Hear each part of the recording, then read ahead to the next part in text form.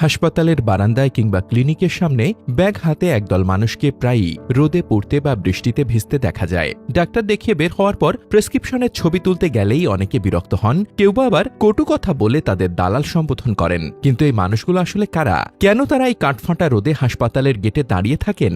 যাদের আমরা অবহেলার চোখে দেখি, তারা আসলে কোনো অশিক্ষিত দালাল নন। তারা বিভিন্ন নামী ঔষধ কোম্পানির মার্কেটিং অফিসার। তাদের প্রত্যেকেরই শিক্ষাগত যোগ্যতা শুনলে হয়তো আপনি অবাক হবেন। তাদের প্রায় সবাই মাস্টার্স করা শিক্ষিত মার্জিত মানুষ। তাদের মূল কাজ হল হাসপাতালে চিকিৎসকদের কাছে নিজেদের কোম্পানির উন্নত মানের ঔষধের গুণাগুণ তুলে ধরা। এটি একটি আন্তর্জাতিক মানের পেশা হলেও আমাদের দেশে তারা প্রতিনিয়ত হেনস্থার শিকার হন। এই মানুষগুলোর জীবন এক যান্ত্রিক লড়াইয়ের নাম।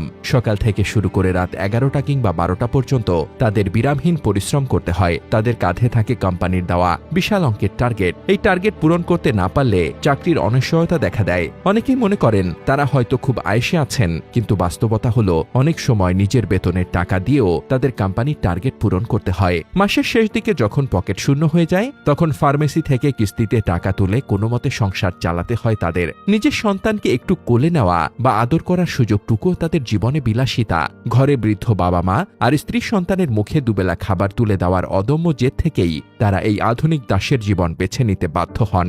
আমাদের সমাজ বড় অদ্ভুত। আমরা দেখি রাস্তার মোড়ে মোড়ে অবৈধ অটোরিকশা দাপিয়ে বেড়াচ্ছে, অবৈধ হকাররা ফুটপাত দখল করে রেখেছে।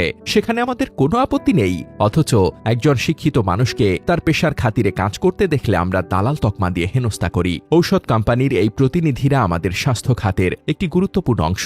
ডাক্তাররা কোন ঔষধ ভালো বা নতুন কি ফর্মুলা বাজারে এসেছে তা জানতে পারেন এই মানুষগুলোর মাধ্যমেই। তারা সম্মানের সাথে বাঁচতে চান। তারা শ্রমজীবী মানুষ। তাদের প্রতি ঘৃণা নয়, বরং দয়া ও সহমর্মিতার হাত বাড়িয়ে দেওয়া আমাদের নৈতিক দায়িত্ব।